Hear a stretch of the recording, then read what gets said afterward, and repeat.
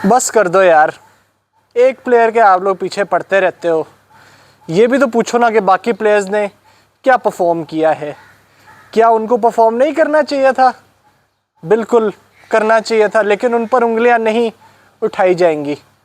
बाबर आजम पर बिला वजह के इल्ज़ाम लगाए जाएंगे, डिस्पाइट उसने अपनी पूरी एफर्ट्स दी और वो आखिर तक लड़ा रहा। कोई प्लेयर ने उसके साथ पार्टनरशिप नहीं लगाई और हम इस चीज़ पर भी काफ़ी ज़्यादा ये थे वरिड थे कि हम 150 भी चेज़ कर पाएंगे या नहीं, क्योंकि हमारी टीम का कुछ पता नहीं होता कि हमने क्या करना है on any given day. Because हमारी क्रिकेट ऐसे ही चलती है।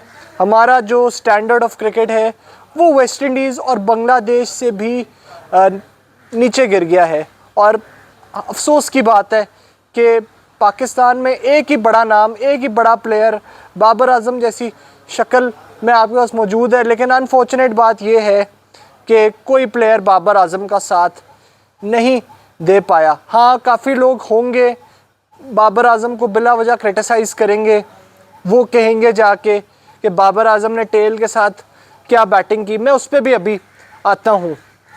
कहने का मकसद ये है कि अकेला एक ही बंदा आपके लिए फ़ाइट कर रहा है, अकेला एक ही बंदा कोशिश कर रहा है कि वो रन्स करने की कोशिश कर रहा है, तो बाकी प्लेयर्स का काम ये था कि वो उनको पार्टनरशिप्स लगानी चाहिए थी।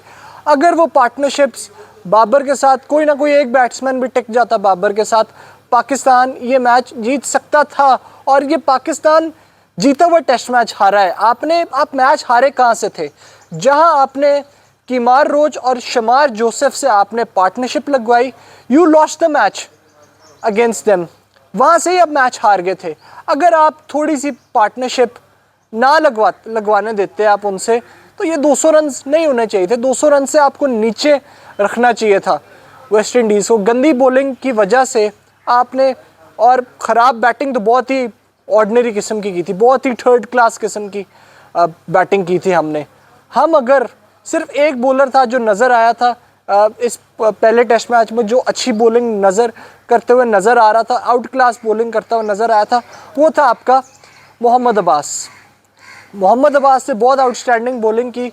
मैं आपको एक चीज़ बताता, आउटस्टैंडिंग बॉलिंग किसको कहते हैं? आउटस्टैंडिंग बॉलिंग उस चीज़ को कहते हैं जहां आप आउट क्लास, मतलब ऐसे नहीं होता कि 20 ओवर हो गए और आपने 4 या 5 आउट किए, नहीं, आपने आते साथ इम्पैक्ट डाला, जैसे ग्रीव्स और जेडन सील्स ने डाला। आते साथ ही डे 4 जब पाकिस्तान बैटिंग करने आई तो जाके किलियाँ उड़ा दी सबकी। अब मैं आ जाता हूँ बाबर आजम के मुतालिक, जो कह रहे हैं ना टेल एंडर्स के साथ जब वो बैटिंग कर रहा था तो वो सिंगल्स लेना शुरू कर जाता था और उसने खुरम शहजाद को स्ट्राइक देना शुरू कर दी थी। पर एक टाइम ऐसा भी आया कि वेस्ट इंडीज़ का एक फील्डर था, उसने जानबूझ के बाबर आजम को मतलब बाबर आजम ने चौका मार दिया और जानबूझ के फील्डर ने बॉल को स्टॉप नहीं की थी। मैं उस पर भी ज़रा अभी बात करता हूँ। देखिए, मैं ये समझता हूँ, देखिए, जब टेल एंडर्स आते हैं, बाबर आजम को ये करना चाहिए था, जब टेल एंडर्स बैटिंग करने आते हैं तो ये उसको ये करना चाहिए था, सारी स्ट्राइक वो ही रखता। जब 7 विकेट्स गिर जाते इसका मतलब है टेल शुरू हो जाती है। जब आप स्ट्राइक पे थे तो आपको सारी की सारी बॉलें खेलनी चाहिए थी और लास्ट बॉल पे आप बेशक सिंगल लेते। ये मुझे भी उसकी अप्रोच की समझ नहीं आई, लेकिन मैं इसको इतना ज़्यादा सर पे नहीं चढ़ाऊँगा, आसमान पर इस बात पे इतना नहीं चढ़ाऊँगा कि इतना मैं हेविली क्रिटिसाइज बाबर आजम को नहीं करूँगा इस चीज़ पे, क्योंकि देखिए उसने फाइट की थी, वो आखिर तक लड़ा रहा। बाकी प्लेयर्स को भी परफॉर्म करना चाहिए था। अब आप क्रिटिसाइज़ करो बाबर आजम को कि वो कप्तान है। अब बाबर आजम की वजह से आप मैच नहीं हारे, आप मैच सारा हारे हो अपनी ख़राब अपने बैटर्स ने, कि उसने बिल्कुल बाबर आजम को सपोर्ट किया ही नहीं। वो सपोर्ट कर लेते और अगर ये जो 7वीं 8वीं विकेट की जो ये शमार जोसेफ और कीमार रोच की पार्टनरशिप लगी है, अगर आप अच्छी बॉलिंग कर लेते, आप 150 मतलब 200 के नीचे नीचे रख लेते तो आप जीत सकते थे।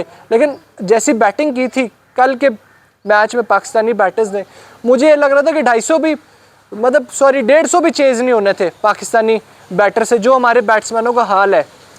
और कहीं ना कहीं बड़े वीडियोस से मैं ये चीज़ बोल भी रहा था कि हमें ज़्यादा से ज़्यादा टेस्ट क्रिकेट पे हमें कॉन्सेंट्रेट करना चाहिए। हम we are emphasizing too much on T20 cricket, जिसकी वजह से हमारे प्लेयर्स का जो टेम्परामेंट है वो इतना अच्छा नहीं है जब वो लंबी क्रिकेट खेलने आते हैं। और मुझे समझ नहीं आ रही, अब अल्लाह करे, अल्लाह अल्लाह करके ही हम लगे रहेंगे कि पाकिस्तान अगला टेस्ट मैच भी जीतेगा या नहीं। तो चले आज के लिए इतना ही, इंशाल्लाह आपको नेक्स्ट वीडियो मिलेंगे। इजाज़त दीजिए, अल्लाह हाफ़िज़।